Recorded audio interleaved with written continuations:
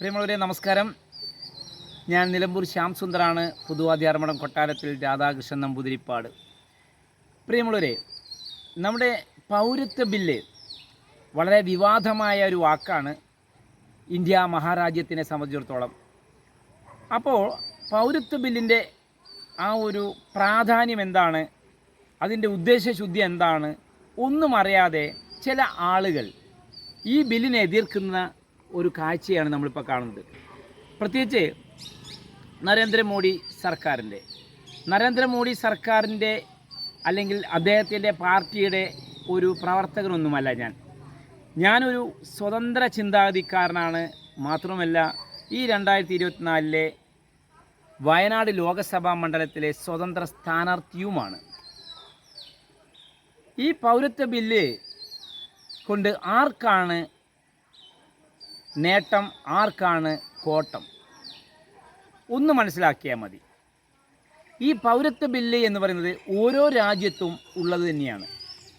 ഇപ്പോൾ സൗദി അറേബ്യയിൽ പോയി കഴിഞ്ഞാൽ അവിടെ നമ്മൾ വിസ പുതുക്കാതെ അല്ലെങ്കിൽ ഓരോ രീതിയിലും ആ കാലാവധി കഴിഞ്ഞാൽ അതാത് രാജ്യങ്ങളിൽ തങ്ങി നിൽക്കുന്ന, അല്ലെങ്കിൽ നാട്ടിൽ പോകാൻ കാശില്ലാതെയും അല്ലെങ്കിൽ ആ നാട്ടിൽ നിന്നുകൊണ്ട് ആരും അറിയാതെ ചെറിയ ചെറിയ ജോലി ചെയ്തിട്ടും നമ്മുടെ നാട്ടിലേക്ക് കാശ് അയച്ചു കൊടുക്കണം ഭാര്യയ്ക്കും മക്കൾക്കും എന്ന് പറഞ്ഞ പോലെ, നമ്മുടെ നാട്ടിലും നമ്മുടെ ഇന്ത്യ മഹാരാജ്യം എന്ന് പറയുന്ന ഭാരതഭൂമിയിലും ഇതുപോലെ ബംഗ്ലാദേശിൽ നിന്നും കറാച്ചിയിൽ നിന്നും അതുപോലെ പാകിസ്ഥാനിൽ നിന്നും ഒക്കെ ആളുകൾ ഇവിടെ താമസിക്കുന്നുണ്ട്. പ്രത്യേകിച്ച് കൂട്ടം കുടുംബമായിട്ട്, മക്കളുമായിട്ട്. അപ്പോൾ ഇതിൽ അർഹിക്കുന്ന ആളുകൾക്ക്, എന്ന് വെച്ചാൽ നമ്മുടെ ഇന്ത്യൻ പൗരത്വം വേണമെന്ന് ആഗ്രഹിക്കുന്ന ആളുകൾക്ക് ആരായാലും അവർക്ക് പൗരത്വം നൽകണം. പ്രത്യേകിച്ച് ഹിന്ദു മത രീതിയിൽ പറയുകയാണെങ്കിൽ പാകിസ്ഥാനിൽ ഒരുപാട് ഹിന്ദുക്കൾ കുടുങ്ങിക്കിടക്കുന്നുണ്ട്. സത്യത്തിൽ ആ രാജ്യത്ത് നിന്ന് ഇന്ത്യ മഹാരാജ്യത്തിലേക്ക് വരണമെന്നും ഇന്ത്യയിലെ ആ പൗരത്വം സ്വീകരിക്കാൻ വേണ്ടി തയ്യാറുള്ള ഒട്ടനവധി ആളുകളുണ്ട്. ഇവർക്കൊക്കെ തന്നെ ഇന്ത്യൻ പൗരത്വം നമ്മൾ കൊടുക്കണം. അങ്ങനെ ശാന്തിയും സമാധാനവുമുള്ള ഒരു ഭാരതമാണ് കെട്ടിപ്പടുക്കേണ്ടത്.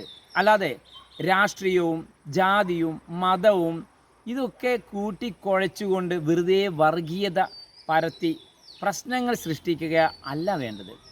ഇപ്പോൾ നമുക്കറിയാം, ഹിന്ദുക്കളിൽ ഹിന്ദുത്വമുണ്ട്, ധാരാളം ആളുകൾക്ക് ഹിന്ദു സ്പിരിറ്റുള്ള ആളുകളുണ്ട്. ഇപ്പം ഞാൻ അഭിമാനത്തോടെ പറയുന്നു, ഞാനൊരു ഹിന്ദുവാണ്.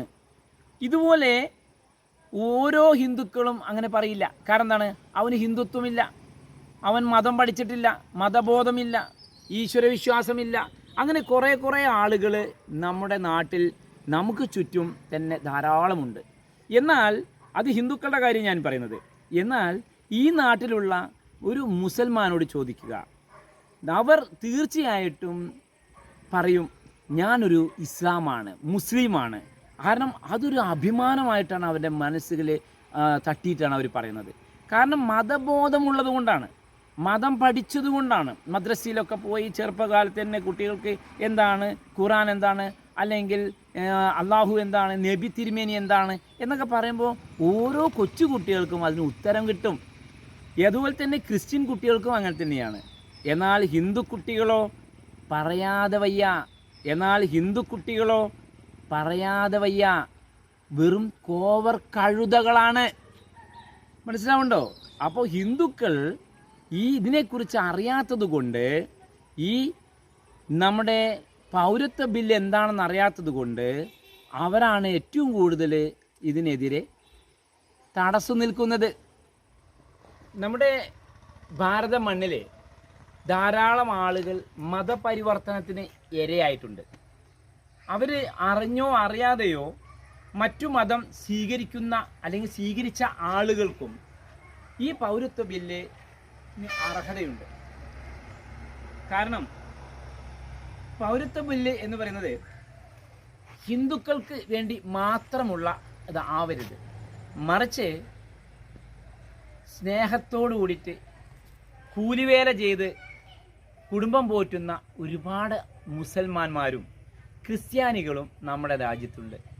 അതിൽ വർഗീയ സ്വഭാവമുള്ള അല്ലെങ്കിൽ തീവ്രവാദ സ്വഭാവമുള്ള മുസ്ലിം തീവ്രവാദികളെയും ക്രിസ്ത്യൻ മതം മാറ്റി ഹിന്ദുക്കളെ മുഴുവൻ മതം മാറ്റണം, ഇത് ദൈവരാജ്യമാക്കണം അല്ലെങ്കിൽ ക്രിസ്തു രാജ്യമാക്കണം എന്നൊക്കെ പറയുന്ന കുറേ വിഡ്ഢികളുണ്ട്.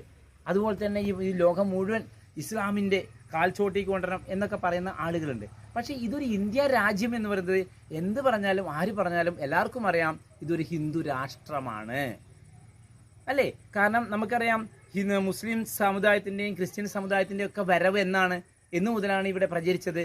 ആരാണ് പ്രചരിപ്പിച്ചത്? ഇവിടെയുള്ള ആളുകളൊക്കെ എങ്ങനെയുള്ള ആളുകളാണ്? അതൊക്കെ കഴിഞ്ഞ കഥ പോട്ടെ. പക്ഷെ ഇനിയുള്ള കാലത്ത് ഒരു മതവും മറ്റൊരു മതത്തിൻ്റെ മേലെ എൻ്റെ ദൈവമാണ് ഏറ്റവും നല്ലതെന്നും അല്ലെങ്കിൽ എൻ്റെ മതമാണ് ഏറ്റവും ശ്രേഷ്ഠമെന്നും പറയുന്ന ആ ഒരു ചിന്താഗതി ഉണ്ടാവരുത്. മതേതരത്വ രാജ്യമാണെങ്കിൽ മതേതരത്വ സ്വഭാവത്തോടു കൂടിയായിരിക്കണം എല്ലാ മതസ്ഥരും ജീവിക്കേണ്ടത്. പരസ്പരം സഹായിച്ചും സഹകരിച്ചും സ്നേഹിച്ചും വേണം ജീവിക്കാൻ. അല്ലാണ്ട് നമ്മൾ മറ്റുള്ള മതത്തെ കുറ്റം പറയുക, എന്നിട്ട് മതേതരവാദിയാണെന്ന് പറയുക, അതുപോലെ മറ്റു ദൈവങ്ങളെ പുച്ഛിക്കുക, മറ്റുള്ള ആരാധനാലയങ്ങളെക്കുറിച്ചും അല്ലെങ്കിൽ അവിടുത്തെ വിഗ്രഹാരാധനയെക്കുറിച്ചും ഒക്കെ തെറ്റായ രീതിയിൽ പ്രചരിപ്പിക്കുക, എന്നിട്ട് മതേതരത്വമാണെന്ന് പറയുക. ഇങ്ങനെയുള്ള വിഡ്ഢികളെ സമൂഹം ഒറ്റപ്പെടുത്തണം. കാരണം എല്ലാ മതത്തിനും എല്ലാ ദൈവത്തിനും ഒരു ഉദ്ദേശശുദ്ധിയുണ്ട്. ആ ഉദ്ദേശശുദ്ധി എല്ലാവരും കാത്തു സൂക്ഷിച്ചുകൊണ്ട് സ്നേഹത്തോടു കൂടിയിട്ട് നമുക്ക് ഈ ഭാരതഭൂമിയിൽ ഇത്രയും ഈ ലോക രാഷ്ട്രങ്ങളിൽ തന്നെ നമുക്കറിയാം എത്രമാത്രമാണ് നമ്മൾ ഈ രാജ്യം എന്ന് പറയുന്നത് ദൈവത്തിൻ്റെ നാടാണ്. നമ്മുടെ മലപ്പുറം ജില്ലയോ നിലമ്പൂരോ അല്ലെങ്കിൽ കേരളമോ മാത്രമല്ല, ഈ ഭാരതഭൂമി തന്നെ ദൈവത്തിൻ്റെ നാടാണ്. അപ്പോൾ നമ്മുടെ പൗരത്വ ബില്ല് എന്ന് പറയുന്നത് എല്ലാവർക്കും അതിന് അർഹരാവട്ടെ. ആരൊക്കെയാണ് അപേക്ഷ കൊടുക്കുന്നത് വെച്ചാൽ അവർക്കെല്ലാവർക്കും പൗരത്വ ബില്ലിൽ അവർക്കൊക്കെ സർട്ടിഫിക്കറ്റ് കൊടുക്കണം. ഇത് മാത്രം പറഞ്ഞുകൊണ്ട് ഇന്നത്തെ വീഡിയോ ഇവിടെ അവസാനിപ്പിക്കുകയാണ്. എല്ലാവർക്കും വിനീതമായ നമസ്കാരം. Thank you.